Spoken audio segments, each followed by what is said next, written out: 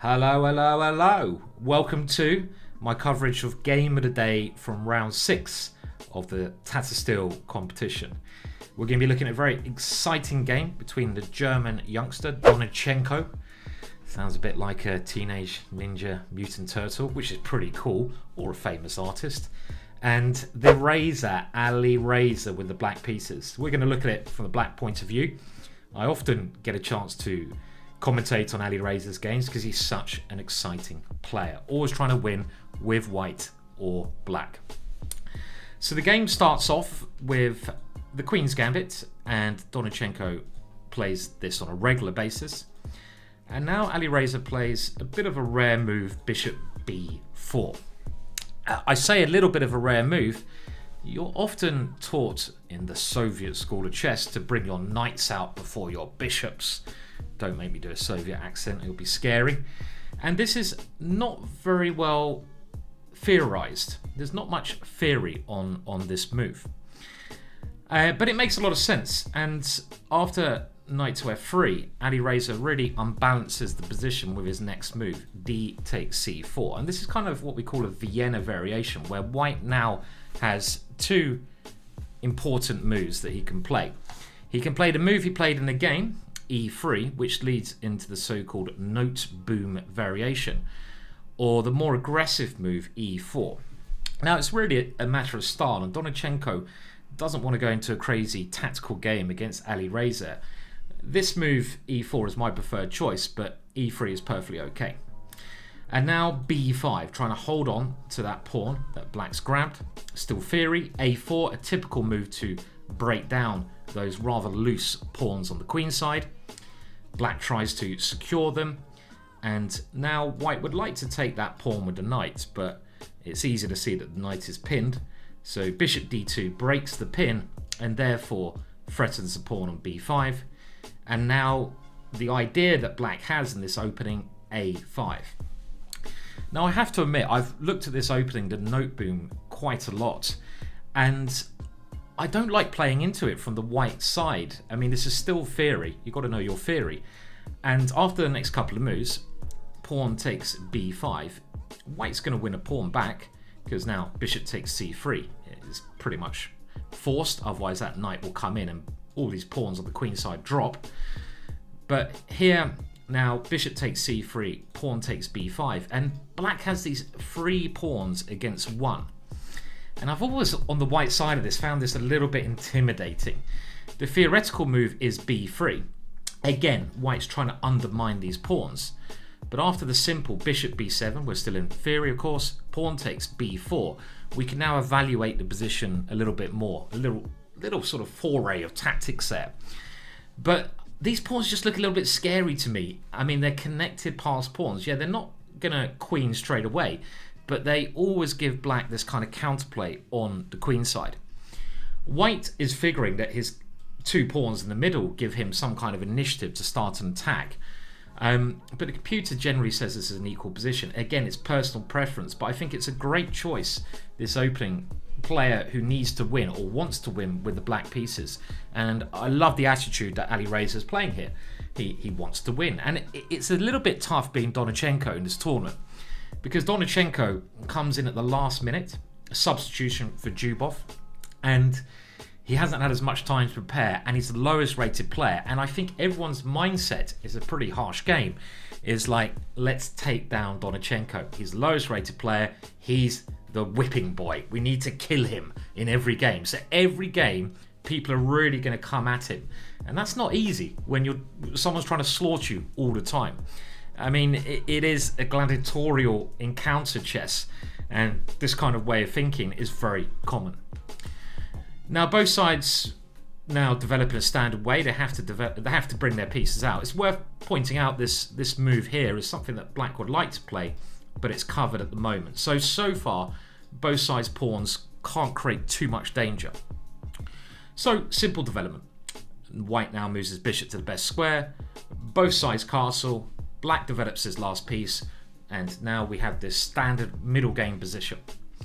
Knight d2 is the normal move here, and there's 2 ideas for this maneuver. One idea is to control e4, so maybe white can now start moving that avalanche of pawns in the centre. The other idea is the knight can often come to c4. This is true after the moves c5 and knight c4. Why would the knight be nice there? It kind of attacks the pawns, threatens to come into the centre. So clever manoeuvring. The last idea is that Freddy, the f-pawn, is now free to whip itself up the board. I'm enjoying the word whip today. I don't know why. Whipping boy, whipping f-pawn. And now black plays e5. This is still theory, and this is before white can get a grip with f4. Bishop c2, and this is giving total protection of these squares, so black's pawns can't come forwards. Queen c7, connecting the rooks, reinforcing the center. And now h3, just stopping any funny business over there. The rook moves to a central row, and the first new move is in this position, h6. And this is not really a devastating novelty, you know, oh no, my opponent's played h6, oh no, what am I going to do? And it's more of a move where black is saying, okay, I'm just going to see what your idea is.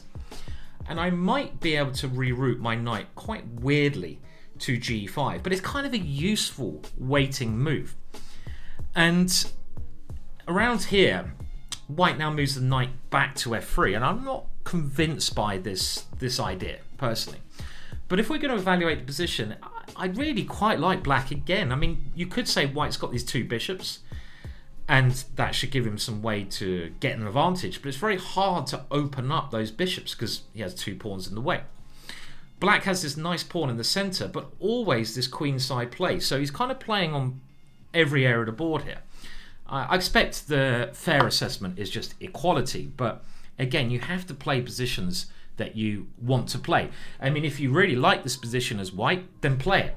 But this is really what chess is about. It's not always important to play the theoretical best line, the one that the computer says is 0.06.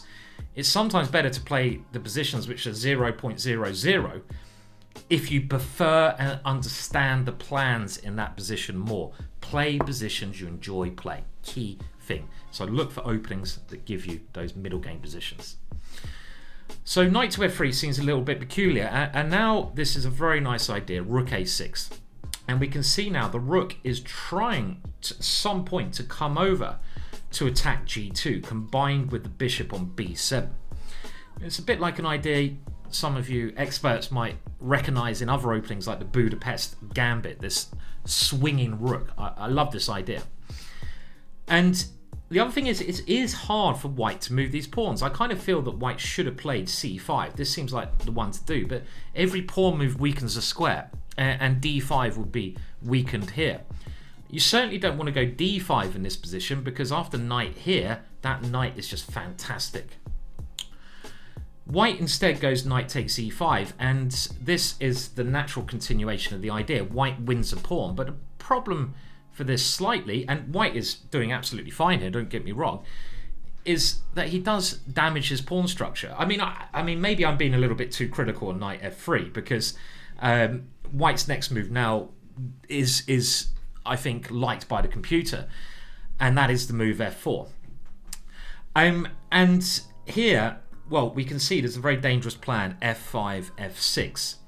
And even though I like black's play is very, and the way Alireza often plays, and it's not always computer best, but it's very practical, give you many practical chances against another human. And his idea is knight c5 now, so he gives up the pawn to get this knight here. Ideas of now helping the a pawn push, and this bishop is bad. So it's a very weirdly dynamic position. Bishop c2, so now white wants to put his bishop on a better diagonal, but this does allow a4. Look at those pawns moving up the board. And white now plays a good move, f5. You have to play these positions as actively as you can. And Donchenko rightly decides that he wants to use his pawns to try and get the first attack, also taking that square away. So far, very good play from Donchenko, even if I'm not sure I would have gone for knight f3. Personal choices, maybe. He's a much better player than me, I just want to make that clear. b3 played. The pawns are coming up. The bishop drops back to b1. It wants to stay on this diagonal because now Donchenko has, I think rightly, decided that black king is the main target. Why rightly? Because black is controlling the queen side, and black's pieces are over on the queen side. Black doesn't have many pieces around his king. White's bishops are looking at that king, and with the pawn and maybe queen coming in, it's clear that black's king is the right target. Now the rook comes back. Maybe a3 was a better move, trying to win that pawn there, but okay. And now e6, very good play, opening up the bishop. And the point is, if this is taken, then f6 and the black king becomes horrendously weak. This is just winning. The queen will come in as well. So instead, black tries queen g3, and he's relying on this attack on this square. And this is really where Donchenko starts to go wrong. Maybe you can see if you can improve on white's play. What would you play with the white pieces here? What's a good plan? You've got to defend against mate. The best way of doing that. Well, you should always try to leave your pieces, and remember you can pause, right? You should always try to leave your pieces as fluid and free as possible. And the move picked in the game, rook f2, is the wrong idea. And this is what starts to get Donchenko in trouble. Yes, he wants to defend against checkmate, and he wants to maybe keep his queen free here. But in actual fact, this is the wrong way of doing it. His queen doesn't necessarily have any great squares to go to. The correct method was to use the queen to defend and keep the rook free, because the rook has a very nice idea of coming to f4 and then to g4, and then the attack is kind of turned around. At the moment, g2 is weak, but with that plan, we can see that it's going to be the opposite number, g7, which is very weak. The bishop on b2, what a monster that is. So I think if queen e2 had been played, let's say f6 to try and block that bishop, we still go rook f4. Black's in a lot of trouble here. White's attack and his good play has proved to be successful.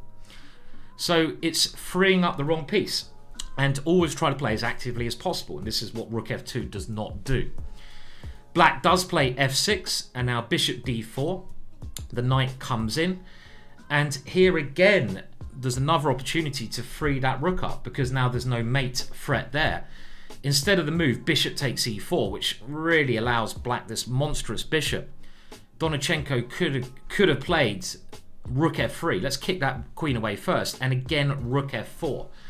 And this moves that black queen away from the danger zone, and later on that's a key attacker. It also tries to move the knight away from that square, and here the queen can come in, the rook can come in, and I think it's black's king which is going to be crying itself to sleep in this variation. After bishop takes e4, bishop now takes on e4. Well, these pawns over here can be used as distractors, and there's just this nasty pressure against g2. So it's now black who has a clear advantage. White blocks those pawns, but the rook becomes bad, and now Alireza can't really do much with his queen and bishop. So I talked about this the other day in my game of the day. Bring in your reinforcements. This rook tries to get it. c5, stopping it, and just a nice waiting move. Queen d2, and now b2. I love this pawn sack. Alireza realizes that the b file could be his key way to infiltrate in the position. He's not afraid to sacrifice to achieve this. And now white goes wrong. What do you take that pawn with? In the game, the final mistake by Donchenko is queen takes. And this is really bad because now black gets his aim in. The rook comes in. Had bishop takes b2 been played, it's a lot harder for black to get a rook into the position. For example, yes, it drops the pawn on c5. But now queen b4, attacking two pieces, gives white enough counterplay in this position. For example, rook takes f5, trying to divert the rook away from g2. The very clever move, queen takes e4. And I expect Donchenko did not like the fact that he is dropping a rook with check here. But after king h2, all of a sudden, I feel it's black who has to make the draw. This e-pawn very strong. The pin on the rook is good. Yes, with the exchange down, but we've got rid of the threats against g2. So I like this position for white, but it should be a draw. The game continued with rook b8, allowing the rook in check. And here, now, it's clear that black has maximized the potential of his pieces. Very nice play. Queen f2, desperately trying to swap the queens off. No. Rook takes f2 here. And, well, that's not f2, that's f1, but you get the idea. And now the king has to take this because otherwise this will come in anyway. Rook b1, forcing the king out into the opening, and now the star move. And this is a sign of class. It looks like everything's sort of happening on the king side, but now that white king's come out, how do we attack that? Which way do we go? The switcheroo. Queen comes back and now finds its way in. Black's 3 pieces doing very well. Queen f4, queen b5 check, and there's f1 if he comes to f2, so king d2, but after check, Black now simply cashes in his investment. I don't know if any of you guys have got Bitcoin. I've got no idea about Bitcoin, and I don't know, maybe I probably just stick to the chess. It's a world I don't understand. Just thinking investments. Queen takes e4, but now the attack continues.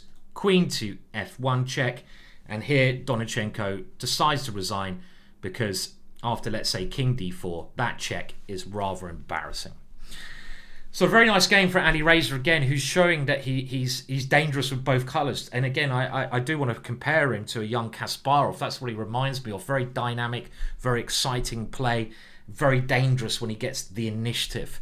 And it's going to be fascinating to see how he fares with the rest of the games. A bit hard luck there for Donchenko. He played a little bit passively. Queen e2 was the way to play so his rook could move. And I hope you enjoyed this. Do like and subscribe. Please do. Please do. I'm not going to beg. And I'll see you again, hopefully, for more games of the day later on.